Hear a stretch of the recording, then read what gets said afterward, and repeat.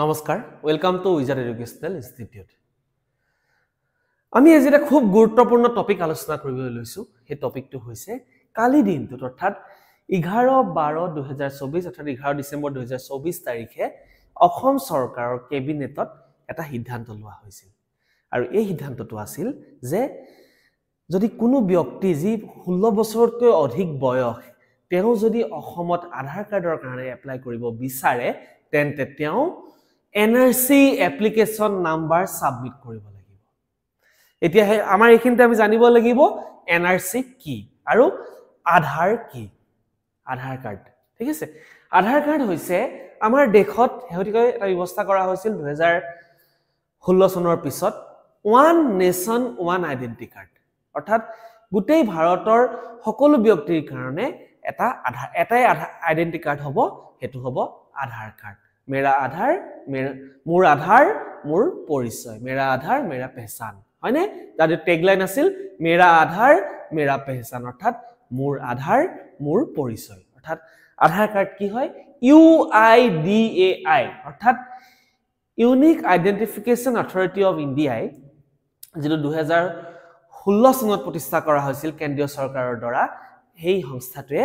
আধাৰ কাৰ্ডসমূহ প্ৰস্তুত কৰে আধাৰ কাৰ্ড কি আধাৰ কাৰ্ড হৈছে 12টা সংখ্যাৰ এটা নম্বৰ মানে আমাৰ আধাৰ কাৰ্ড প্ৰত্যেকখন আধাৰ কাৰ্ডত 12টা সংখ্যা থাকে আৰু তাত আমাৰ থাকে ফিংগাৰপ্ৰিন্ট আমাৰ থাকে ডেমোগ্ৰাফিক আইডিয়োলজি জেনোগ্ৰাফিক আইডেন্টিফিকেশন আমাৰ থাকে চকুৰ ৰেটিনাৰ স্ক্যান এই সকলোসমূহ লৈ আমাক কি কৰা হয় আধাৰ কাৰ্ড ইস্যু কৰা হয় এতিয়া আমি চাব লাগিব যে NRC কি হয় NRC hall national register of citizen National Register of Citizen অৰ্থাৎ এই NRC প্ৰথম অনা হৈছিল 1951 অৰ্থাৎ 1951 চনত অসমত প্ৰথমবাৰৰ কাৰণে NRC অনা হৈছিল আৰু হেহতিয়াকৈ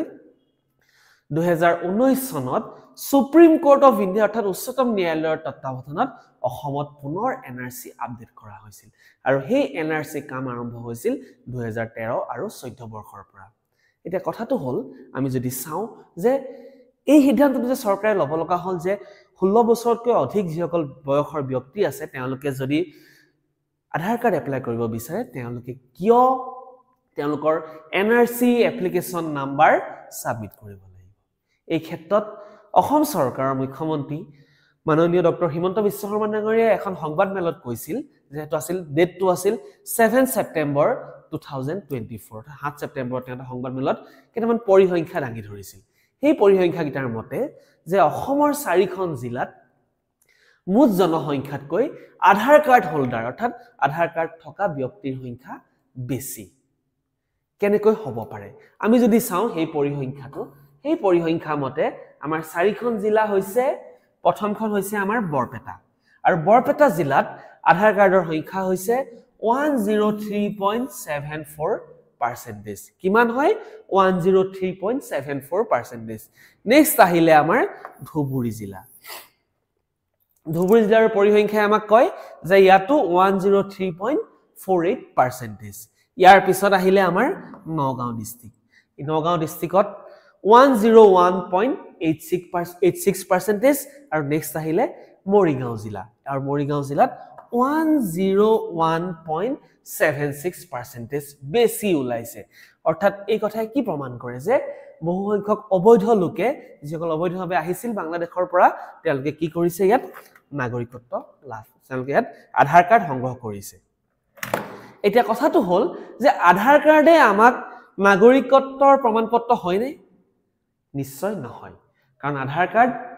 আমাৰ এটা আইডেন্টি কাৰ্ড হয় ই আমাৰ ইন্ডিয়ান সিটিজেন হিচাপে প্ৰুফ কৰাৰ কোনো প্ৰমাণ নহয় তেনেস্থলত এই 4খন জিলাৰ পৰিসংখ্যা বৰপেটা ধুবুৰী নগাঁও আৰু মৰিগাঁওয়ে আমাক এই কথাই কয় যে বহু সংখ্যক লোকে অবৈধভাৱে যিসকল আহিছিল আৰু আধাৰ কাৰ্ডৰ কাম আৰম্ভ হৈছিল কেতিয়া 2016 চনৰ পৰা কাৰণ UIDAI unique identification authority of India DAI unique identification authority of India form হৈছিল 2016 আৰু NRC কাম NRC কেতিয়াৰ পৰা ষ্টাৰ্ট হৈছিল NRC ষ্টাৰ্ট হৈছিল 2014 পৰা তাৰ মানে এইটো প্ৰমাণ কৰে যে বহু সংখ্যক অবৈধ লোকে অসমত আধাৰ কাৰ্ড পাবলৈ সক্ষম হৈছে এতিয়া আমি যদি চাওঁ অসমত বিশেষকৈ কোনখন দেশৰ পৰা অবৈধ প্ৰব্ৰজন বেছি হয় সেই দেশখন হৈছে বাংলাদেশ বা আগৰ পূব পাকিস্তান সৰি এতিয়া আমি যদি চাওঁ যে তাৰ পৰা কিহৰ কাৰণে হয় বিশেষকৈ স্বাধীনতাৰ সময়ত কি হৈছিল ভাৰত পাকিস্তান বিভক্ত হৈ গৈছিল আৰু যিখন পূৰ্ববংগ আছিল পূৰ্ববংগৰ কি হৈছিল পূব পাকিস্তান হিচাপে পৰিণত হৈছিল আৰু তেতিয়াৰ পৰা আমাৰ ভাৰতলৈ সেই পূব পাকিস্তানৰ পৰা যথেষ্ট সংখ্যক লোক অসমলৈ অবৈধভাৱে প্ৰৱেশ কৰিছিল আৰু এই সমস্যাই বিশেষ ৰূপ দিছিল যেতিয়া বাংলাদেশৰ মুক্তি সংগ্ৰাম আৰম্ভ হৈছিল আৰু সেই সময়ছোৱাতে বহু লোকে আমাৰ কি কৰিছিল অসমত অবৈধভাৱে প্ৰৱেশ কৰিছিল যাক লৈ আমি 6 বছৰ জোৰা অসম আন্দোলন কৰিবলৈ হৈছিল হয়নে আমি কৰিব লগা হৈছিল আৰু অসম আন্দোলনৰ ফলত 1971 চনৰ 24 মাৰ্চ তাৰিখটো ভিত্তিবৰ্ষ হিচাপে লোৱা হৈছিল অৰ্থাৎ 1971 চনৰ 24 মাৰ্চৰ আগলৈকে যি সকল লোক অবৈধভাৱে প্ৰৱেশ কৰিছিল তেওঁলোকক ভাৰতৰ নাগৰিকত্ব দিয়া হৈছিল কিন্তু আৰু তাৰ পিছৰ পৰা যি সকল আহিব তেওঁলোকক ভাৰতৰ নাগৰিকত্ব দিয়া নহব কিন্তু হেহতিয়া আমি যদি চাওঁ হেহতিয়াকৈ 4-5 মাহত আমি এই বস্তু দেখিবলৈ পাইছো যে বাংলাদেশৰ যি অস্থিৰ ৰাজনৈতিক অৱস্থা সেই ৰাজনৈতিক অৱস্থাৰ সময়তো বহু লোকে অবৈধভাৱে অসমলৈ প্ৰৱেশ কৰিছিল আৰু সেই কাৰণে এই জিলাৰ পৰিসংখ্যা সেই কথাই কয় অৰ্থাৎ যিখন জিলাত সেই 4খন জিলাত জনসংখ্যাতকৈ আধাৰ কাৰ্ডৰ সংখ্যা বেছি এটা কথাটো হল যে অসম চৰকাৰে এই সিদ্ধান্তটো একচুয়ালি আজিৰ সিদ্ধান্ত নহয় এই সিদ্ধান্তটো মুখ্যমন্ত্ৰী ডক্টৰ হিমন্ত বিশ্ব শৰ্মা ডাঙৰীয়াই 7 ছেপ্টেম্বৰ 2024 তাৰিখে এটা সংবাদমেলত ঘোষণা কৰিছিল এই পৰিসংখ্যাটো লগতে কৈছিল যে অক্টোবৰৰ 1 তাৰিখৰ পৰা যি সকল লোকে আৰু যাৰ বয়স 16 বছৰতকৈ বেছি তেওঁলোকে যদি আধাৰ কাৰ্ড এপ্লাই কৰিব বিচাৰে তেওঁলোকে আধাৰ কাৰ্ড এপ্লাই কৰাৰ সময়ত তেওঁলোকৰ এনআৰসি এপ্লিকেশন নাম্বাৰটো তেওঁলোকে সাবমিট কৰিব লাগিব আৰু লগতে এই কথাও তেওঁ কৈছিল যে সেই ব্যক্তিজনৰ নাম এনআৰসিত আহিছে বা নাই অহা সেই বস্তুটো সেকেন্ডাৰী বস্তু কিন্তু তেওঁ প্ৰথমতে এনআৰসিত এপ্লিকেশন দিয়া ব্যক্তি হ'ব লাগিব আৰু যেতিয়া এজন ব্যক্তিয়ে এই UIDAI ওয়েবসাইটত এপ্লাই কৰিব আধাৰ কাৰ্ডৰ কাৰণে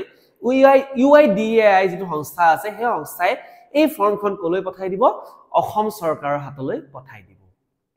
আৰু অসম চৰকাৰে পোনপ্ৰথমে কি বিবেচনা কৰিব যে এই ব্যক্তিজনে এনআৰসি কাৰণে এপ্লাই কৰিছিল নাই কৰা যদি তেওঁ এপ্লাই নাই কৰা তেওঁৰ এপ্লিকেশনখন সিধাই খাৰিজ কৰা হ'ব আৰু যদি এপ্লাই কৰিছে তেওঁৰ কিটা কি কৰা হ'ব সেই ব্যক্তিজন প্ৰকৃততে ভাৰতীয় নাগৰিক হয় নে নহয় সেই বস্তুটো চাবৰ কাৰণে এটা ফিজিক্যাল ভেৰিফিকেশন অসম চৰকাৰৰ দ্বাৰা কৰা হ'ব আৰু এই ভেৰিফিকেশন কৰিবলৈ প্ৰত্যেক জিলাত এজনকৈ নডেল অফিচাৰ এপইন্ট কৰিব ডিস্ট্ৰিক্ট কমিশনাৰে আৰু সেই নডেল অফিচাৰে কি কৰিব এই বিষয়টো তেওঁ পৰ্যালোচনা কৰিব লগতে প্ৰতিখন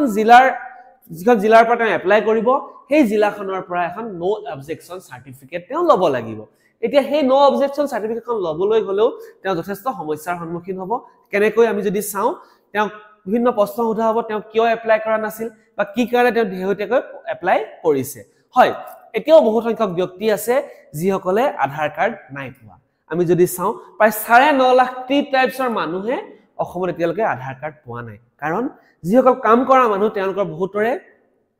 হাতৰ ফিংগাৰপ্ৰিন্ট নাইকিয়া হৈ যায় কমি যায় যাৰ কাৰণে সিস্টেমে এই বস্তুটো একচেপ্ট নাই কৰা আৰু অসম চৰকাৰে এইটো সিদ্ধান্তও লৈছে যে যিসকল ব্যক্তি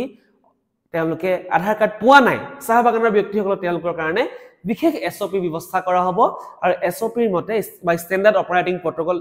গাইডলাইন ইস্যু কৰা হ'ব তাৰ মতে তেওঁলোকে আধাৰ কাৰ্ড লাভ কৰিব এতিয়া এনে কিছুমান ব্যক্তি আছে যে 2014 চনৰ পিছত অসমলৈ আহিছে অৰ্থাৎ তেওঁলোক বিভিন্ন